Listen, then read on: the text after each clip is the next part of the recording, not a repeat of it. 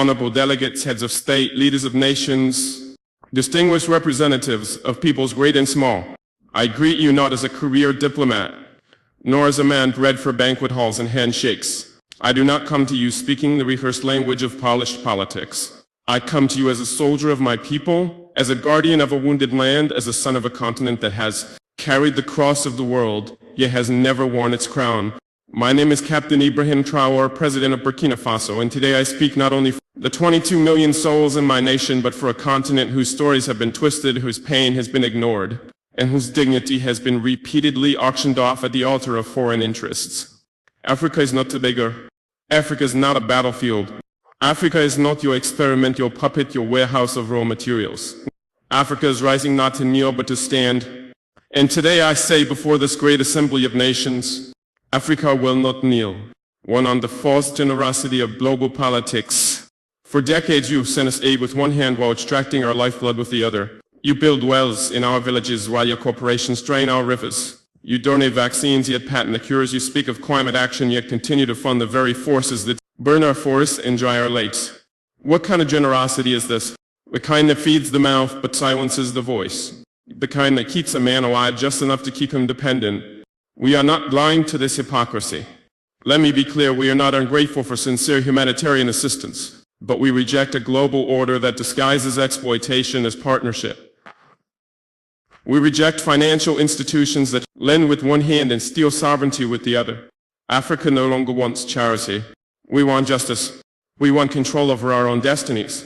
Two, on the chains of colonialism and its modern descendants. Our wounds did not begin with us.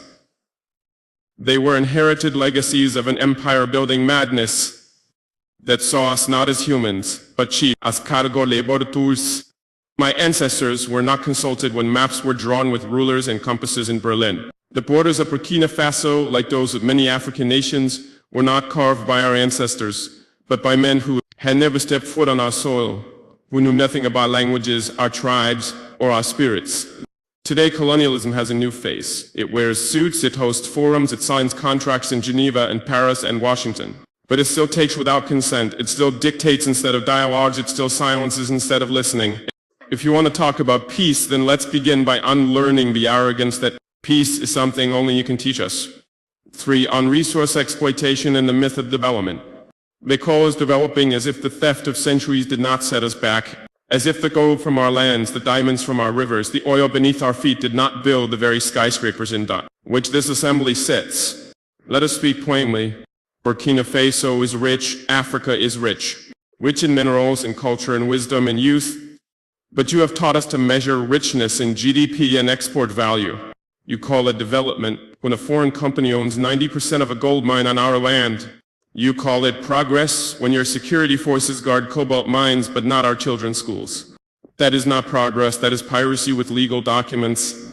From now on we will define development on our own terms. Development that puts children in classrooms, not minerals on cargo ships. Development that respects the land, the people, and the soul of a nation. 4, on sovereignty and interference. Why is it that when an African nation makes independent choices we are called unstable? Why is it that when we seek military cooperation outside the colonial sphere, we are labeled a threat? Burkina Faso has chosen to walk a path of sovereignty that is not a threat to peace. It is a declaration of adulthood. We are no longer under your guardianship. We are no longer your junior partners in diplomacy. We are a free people. If a nation chooses partners that respect it rather than exploit it, that is not rebellion. That is wisdom. Let it be known, no foreign power will dictate the alliances of Burkina Faso. We will build relations based on mutual respect, not historical guilt or present-day intimidation. 5, on terrorism and manufacture wars. You ask why there is violence in the Sahel. You ask why our youth take up arms. But you do not ask who benefits when our minds are guarded by private mercenaries.